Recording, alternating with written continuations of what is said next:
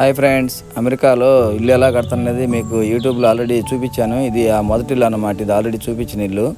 తర్వాత నెక్స్ట్ ఇంకో ఇల్లు రెడీ చేశారు. మొన్న స్లాబ్ బిగిస్తుంది చూపించాను ఆల్రెడీ మీకు. ఆ ఇల్లే నెక్స్ట్ అది లెంట్లు కనపడేది. ఇది వచ్చేసి కార్లు వాళ్ళి, వడ్రంగ మేస్త్రులు వాళ్ళి. ఇతను వాళ్ళ అసిస్టెంటు హాయ్ చెప్తున్నాడు.